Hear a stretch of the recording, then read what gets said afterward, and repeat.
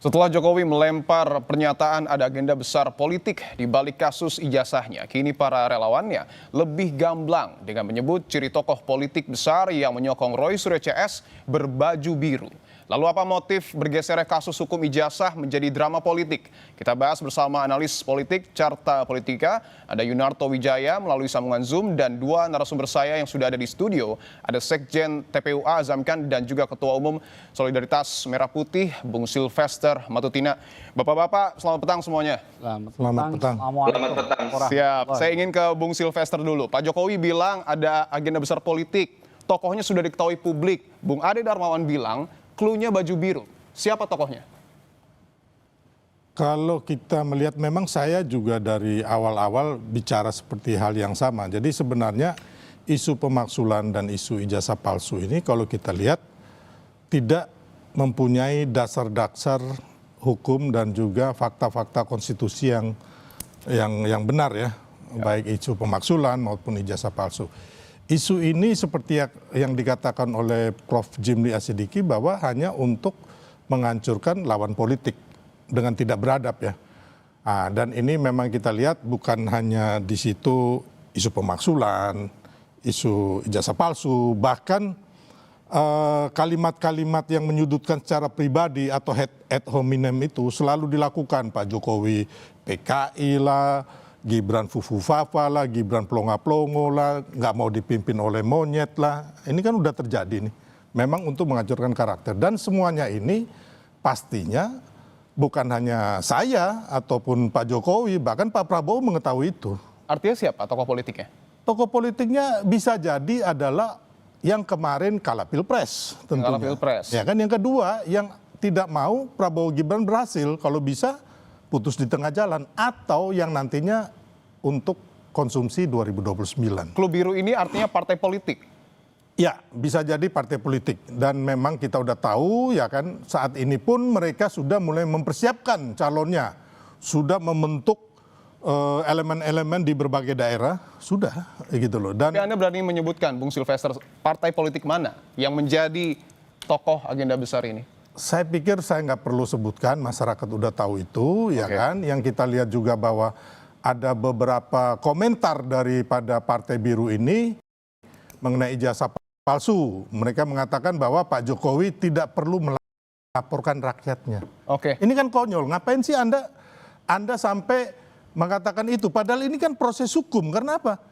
Orang menuduh tanpa bukti, ya kan? Makanya Pak Jokowi dan kami, teman-teman itu melaporkan ada pencemaran nama baik, ada fitnah, ada penghasutan gitu loh.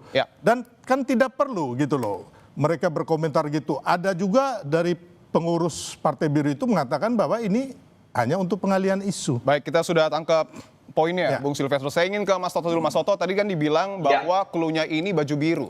Kemudian juga partai politik yang kalah Pilpres. Menurut Anda siapa partai politiknya? Karena kan kalau dilihat yang warna biru ini kan bukan yang masuk ke dalam yang kalah Pilpres ya, maaf ya. Yang di dalam koalisi kami lah. Silakan Mas Toto. Lebih jelas lagi itu. Ya, menurut saya isunya kan akhirnya menjadi politik ya. Ketika kemudian memang dimulai dengan Pak Jokowi juga memberikan sebuah clue, ada tokoh besar di balik isu ijazah palsu, mengenai juga pemakzulan, lalu dijabarkan lebih spekulatif lah dan teknis menurut saya oleh Bang Silvester atau Bang Ade Darmawan. Mengarahnya kalau kita lihat ini kan kalau hanya dua, kalau partai yang warnanya biru dan dalam barisan koalisi, barusan Bang Silvester mengatakan hanya Demokrat atau PAN. Kalau mau berspekulasi lebih lanjut terkait dengan apa yang misalnya punya korelasi dengan pihak-pihak yang teriak-teriak tentang ijazah palsu, dalam konteks ini Roy Suryo sudah mengeluarkan sebuah statement tandingan. Karena dia merasa dia dulunya Demokrat. Jadi kalau dengan rentetan variabel tadi bukan tidak mungkin arahnya adalah kepada Partai Demokrat. Apalagi ada kalimat menginginkan anaknya menggantikan.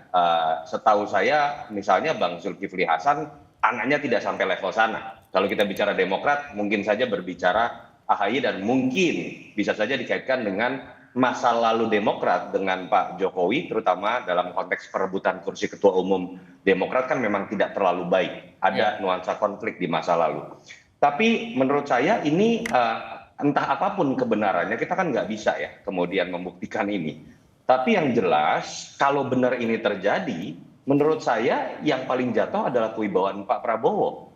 Ketika kemudian Pak Prabowo seakan-akan tidak bisa berbuat apa-apa antar partai koalisinya, antar tokoh-tokoh terbesar dalam koalisinya. Apalagi ini menyangkut nama SBY dengan Pak Jokowi loh. Dua orang mantan presiden yang setahu saya Pak Prabowo sangat menjaga hubungan dengan semuanya, bahkan dengan Ibu Mega sekalipun walaupun masih menjadi oposisi. Pertanyaannya adalah kenapa sih kalau betul itu terjadi dalam konteks keduhan teman-teman, lalu kenapa nggak diselesaikan oleh Pak Prabowo? Dan ini yang menyampaikan pertama kali adalah Pak Jokowi, Mas Toto. Apa yang pesan ingin disampaikan oleh Pak Jokowi? Begini, Pak Jokowi tidak pernah menyebutkan nama, merek, dan kemudian kode warna. Pilihannya jadi dua. Apakah kalau betul Pak Jokowi punya kesamaan prediksi dengan Bung Sylvester, apakah ini adalah upaya Pak Jokowi untuk kemudian memberikan pesan kepada Pak Prabowo? Kalau iya pun pertanyaannya, katanya hubungannya baik. Kenapa tidak disampaikan saja kalau memang punya fakta? Atau pilihan kedua, jangan sampai teman-teman relawan Jokowi ini karena terlalu sayang sama Jokowi offside, menafsirkan secara berlebihan sesuatu yang Pak Jokowi sendiri belum tentu bisa judge gitu, bahwa itu betul terkait dengan Partai Biru, apalagi terkait dengan partai lama, mantan petinggi partai, dan lain-lain. Kalau itu yang terjadi, hati-hati loh, nanti Pak Jokowi akan menambah musuh di masa pensiunnya. Baik, saya ingin ke Bung Azam. Bung Azam, tadi kan disebutkan bahwa ada partai politik berwarna biru yang membackingi tim Anda. Tanggapan Anda seperti apa? Jadi kalau kita ada gium ya, Duralek, Setlek. Gium ini menegaskan bahwa proses sekarang ini bukan politik, yaitu penegakan hukum tanpa ada pandang bulu, tanpa ada spesial lah, dikhususkan lah, diistimewakan lah, itu dulu. Yang terjadi itu. Nah kalau narasi apa yang tadi disampaikan, sebenarnya narasi itu muncul dari Pak Jokowi yang mengatakan bahwa ada agenda besar. Nah bahasa seorang mantan presiden tentu ditangkap lah sama publik ya, mau tokoh, mau profesional ya, mau urusan akademisi, pasti ada apa ini kan begitu kira-kira. Nah sebenarnya dalam konteks ini sederhana kok. Artinya jangan menabur sebuah narasi politik yang seolah-olah Bapak Presiden mantan ke-7 ini mengatakan bahwa ada agenda. Tunjuk aja lah langsung. Itu maksud saya. Nah kalau kita bicara berbaju biru ada di pendukung beliau semua. Artinya Anda ingin mendorong bahwa Pak Jokowi sebut aja siapa tokohnya? Mudah, sederhana. Beliau ini mantan presiden. Berarti masih melekat ya. Artinya melekat yang dimaksud itu orang-orang dia di BIN, di BAIS dan semua itu tahu lah kira-kira. Kan tinggal tunjuk aja. Saya merasa agenda ini besar, ini terus terang aja. Saya, kira-kira begitu. Saya ini sekarang ini dikepung oleh sebuah kekuasaan politik, namanya ini. Gitu lah. Jadi kita akan, mudah. Gitu baik, kita akan lanjutkan lagi dialog terkait dengan tudingan ijazah palsu Jokowi. Usai jeda berikut ini, tetaplah bersama kami di Kompas Petang, saudara.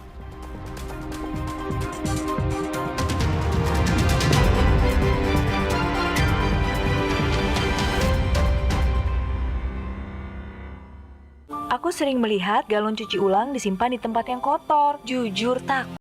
Bersih nggak ya untuk anak dan keluargaku? Kami mengerti kekhawatiran Ibu. Untuk itu, Le Mineral menggunakan galon yang selalu baru agar terjamin kebersihannya. Le Mineral. Menangkan 5 tiket nonton langsung Indonesia di Pentas Dunia 2026 Amerika. Pemenang akan segera dipilih. Jangan sampai ketinggalan. Segera beli 5 bungkus kopi luwak apa saja. Upload ke sosial media, tag @kopiluwakofficial. Dukung Indonesia mengukir sejarah baru.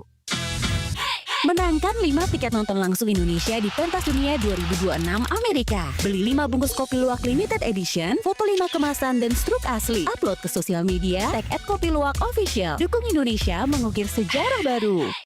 Aku sering melihat galon cuci ulang disimpan di tempat yang kotor. Jujur takut. Bersih nggak ya untuk anak dan keluargaku? Kami mengerti kekhawatiran Ibu. Untuk itu, Le Mineral menggunakan galon yang selalu baru agar terjamin kebersihannya. Le Mineral. 60 menit Special Report setiap minggu pukul 6 petang di Kompas TV. Le Mineral beda banget, rasanya nggak enak jadi bisa minum banyak. Cuma ini nih yang nyantumin mineralnya, bikin badan berasa lebih enteng. Le Mineral, mineral esensialnya membuat airnya lebih segar. Kayak ada manis-manisnya. Le Mineral.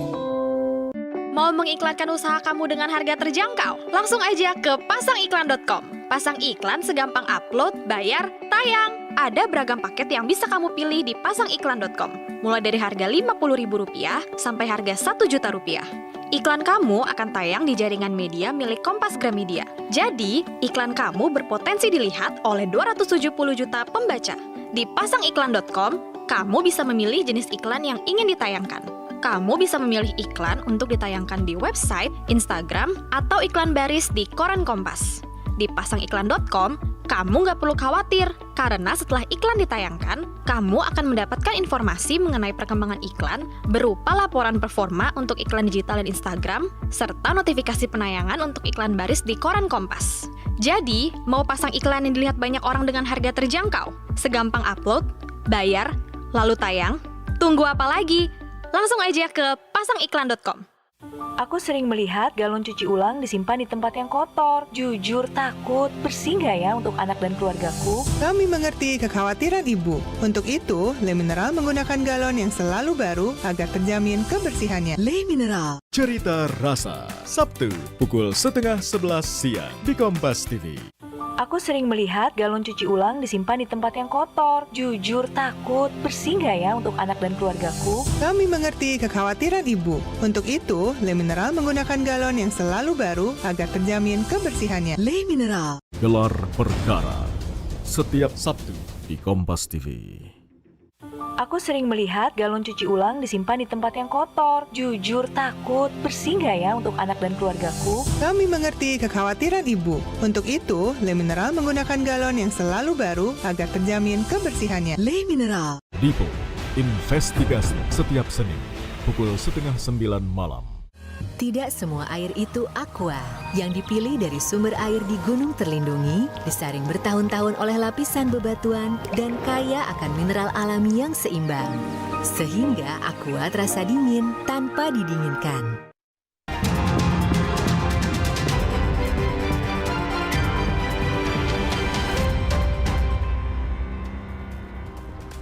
Kami lanjutkan terkait dengan tudingan ijazah palsu Jokowi, dialog yang sedang kita lakukan. Saya ingin langsung ke Bung Silvester. Tadi Bung Azam menantang Anda untuk kemudian menyebutkan secara langsung, Pak Jokowi jangan memberikan metafora. Siapa sebenarnya tokoh di balik tudingan ijazah palsu, Bung Silvester? Jadi gini Bang, ya Bang Dipo, intinya bahwa tuduhan ijazah palsu ini sebenarnya sama dengan tuduhan mengenai pemaksulan. Terus tuduhan matahari kembar. Oke. Dan kemarin isu Indonesia gelap itu. Ya kan? Nah, ini kan dimainkan oleh, ya saya bilang tadi, para petinggi negara ini yang dulu yang orang-orangnya kalah di Pilpres, ya kan? Terus yang kedua adalah orang-orang yang diberangus nih, organisasi terlarangnya HTI, FPI, termasuk yang orang ingin bermain di 2029. Tapi ini ada buktinya, Bung Silvester?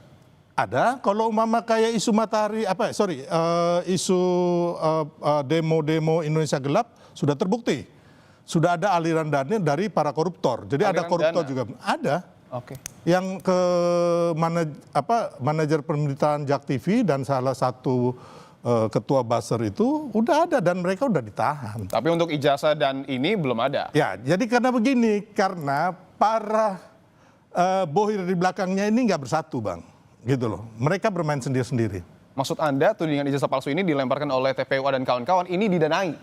Ya pastinya, siapa yang nggak mendanai yang begini-begini gitu loh. Saya ingin langsung ke Bung Azam. Bung Azam, ya. Investigasi yang tim Anda lakukan, pengusutan yang Anda lakukan disebut didanai. Betul demikian? Itu salah, Bung Silvester, jangan itu ucapan itu cabut. Tidak ada seorang pun yang mendanai ini. Kami masing-masing, tidak ada. Tolong cabut itu, supaya nggak berkembang kemana-mana. Dan itu bias itu. Jadi sama sekali bergerak dari, bukan cuma TPUA itu kan gabungan gitu. Ya.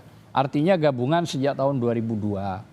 2002 itu mulai dari penangkapan Gus Nur Bambang Tri yang diketuai oleh Bang Egy ya, sampai sidang tidak ada pembuktian, hanya fotokopi, tapi tetap dipidana, dan terus berlanjut sampai ada gugatan ke PN Pusat itu ya. Jadi sama sekali itu berjalan, ya saya sebut nama Allah ya karena saya Muslim, demi Allah, demi Rasul, tidak pernah ada yang namanya orang yang membiayai itu. Oke. Ya, jadi tolong juga Bung Silver jangan membuat narasi yang berkembang kurang sehat lah. Artinya kalau Anda maknai ketika proses hukum sedang berjalan tetapi digeser ke ranah politik, arahnya kemana menurut Anda? Kita kan sudah jelas ini persoalan hukum. Yang menyeret politik ini siapa? Oke. Nah, tadi kan sudah disebutkan oleh Pak Jokowi bahwa ini ada agenda besar. Oke. Nah, maksud saya nggak apa-apa.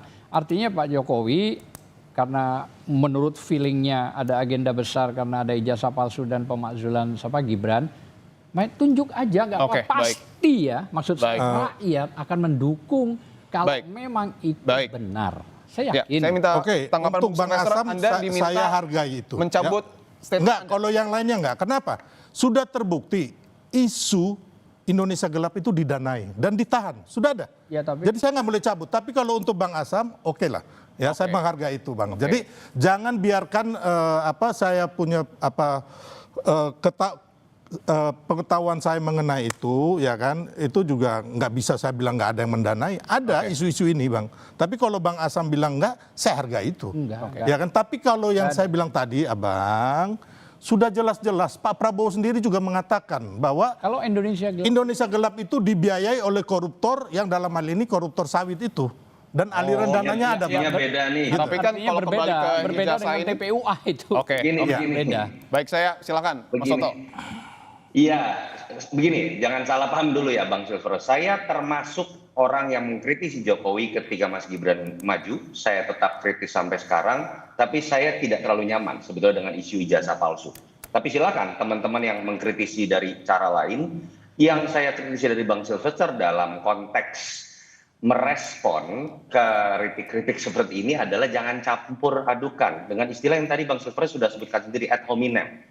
Bahwa ketika ada sebuah isu ingin kita uji bersama, baik sifatnya hukum atau sifatnya politik, langsung dikaitkan dengan pihak yang kalah pilpres. Saya pernah berdebat keras dengan Bang Silvester terkait dengan isu pemakzulan dari Forum Purnawirawan, itu dikaitkan dengan yang kalah pilpres. Tadi saya jadi bingung sendiri nih, berbeda lagi aktornya, karena yang dikatakan bukan yang kalah pilpres, tapi yang ada dalam bagian koalisi. Warnanya biru, mantan petinggi negeri, anaknya ingin dijadikan pengganti. Kan kemudian orang mengarah pada Partai Demokrat.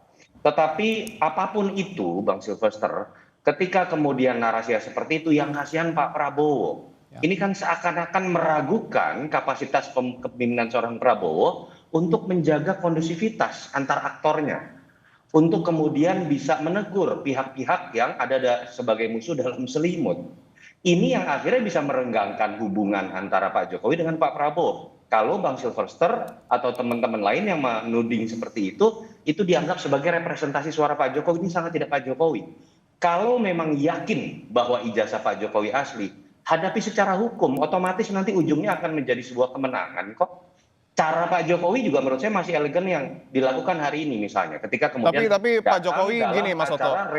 Tapi Pak Jokowi bilang sebelumnya bahwa tokoh ataupun aktor besar politik ini di balik tudingan ijazah palsu sudah diketahui oleh publik. Ya, itu juga menurut saya sebuah blunder dari Pak Jokowi yang biasanya sebagai seorang presiden gaya berpolitiknya nggak seperti ini. Pak Jokowi itu biasa menggunakan pihak ketiga untuk menyuarakan sebuah fakta atau informasi yang beliau ketahui. Saya agak kaget Pak Jokowi mengomentari seperti ini dan kemudian diteruskan dengan bahasa yang lebih spekulatif oleh para relawannya. Yang terjadi adalah sekarang seakan-akan Pak Jokowi punya musuh baru lagi menambah. Entah yang namanya Partai Biru, mantan petinggi negeri, anaknya yang dituduh untuk menggantikan. Jangan sampai loh, orang sudah pensiun akhirnya dipenuhi oleh energi untuk menjawab isu-isu seperti ini, apalagi harus menambah musuh. Itu saya pikir masukan buat teman-teman relawan Jokowi. Saya ingin ke Bung Silvester lagi. Bung, ini kan artinya proses hukum sedang berjalan, tapi digeser dalam tanda kutip ke ranah politik. Apakah ini membuktikan ataupun menjadi sinyal Pak Jokowi juga agak takut nih, karena Bung Roy dan koleganya punya hal-hal baru mungkin tiap minggu bahkan? Pak Jokowi dan kami semua tidak takut 1% pun. Ya, dan Pak Jokowi happy-happy aja. Saya hanya mau highlight sedikit bahwa hubungan Pak Jokowi dengan Pak SBY ini sangat baik. Ya, kita lihat waktu Demokrat dibegal waktu itu, Pak AHY dipanggil oleh Pak Jokowi dan akhirnya Mas AHY pun dijadikan menteri oleh Pak Jokowi. Ya, itu yang saya bilang tadi. Terus mengenai ad hominem, Bang, Abang harus tahu bahwa makian terhadap Pak Jokowi oleh para purnawirawan dan penuduh ijazah palsu ini udah sangat keterlaluan gitu loh. Ya, jadi kembali lagi jangan menuduh orang, tapi yang sebelah ini memaki-maki Pak Jokowi, adili Jokowi sampai bilang PKI nggak mau dipimpin oleh monyet. Itu kan ad hominem gitu. Jadi jangan menuduh kami, tapi kami ini hanya membalas gitu loh. Daripada tuduhan-tuduhan ini. Jadi jangan membela membabi buta juga, karena Anda termasuk bagian dari situ gitu. Baik, saya ingin ke Bung Azam dulu, karena sebenarnya yang dituduh adalah TPUA dan Roy Suryo CS, tapi Bung Silvester juga merasa tertuduh. Tanggapan Anda?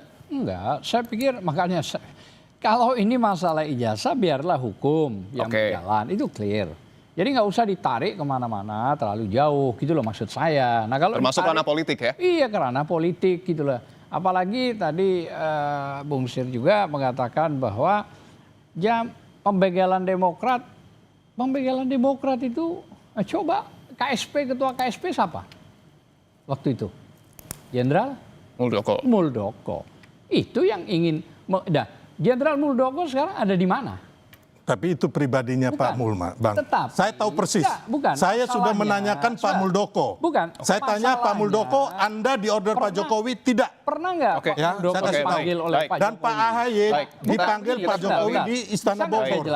Makanya AHY dikasih menteri oleh Pak Jokowi. Silakan Bung Azam. Jangan kita kembali ke isu ijazah ya. Pak Muldoko sudah melakukan itu. Tapi kan ada pembiaran. Baik. Nah, itu di zaman siapa? Saya mau tanya. Ini penting juga. Saya minta tanggapan Mas Toto, silakan Mas. Bung Dipo. Siap. Ini isinya udah berbeda, makanya jadi kemana-mana. Betul. Bung Silvester, masukan saya tadi itu simple. Ad hominem itu bukan dalam konteks Anda tidak boleh membalas sebuah isu. Poin saya adalah ketika ada sebuah isu yang Anda bisa kemudian counter secara hukum, counter secara politik dengan objektif dan bijaksana, tapi Anda generalisasi kemudian misal, oke, yang bicara pemakzulan Anda yang kalah pilpres. Yang kalah pilpres banyak. Dan tidak semua berpolitik. Yang kalah pilpres sedang bekerja. Meneruskan kemudian pekerjaannya dan mungkin mengkritisi dengan nalarnya.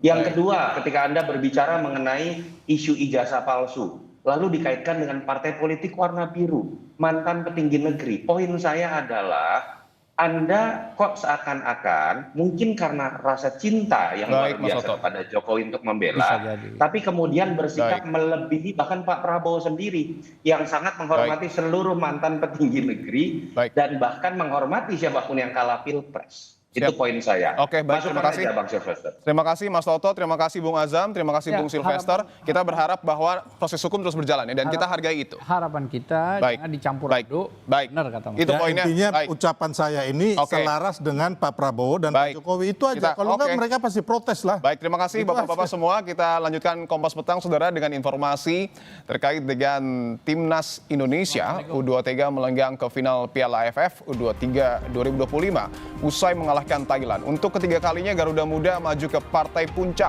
Di final, Timnas U23 akan menghadapi Vietnam.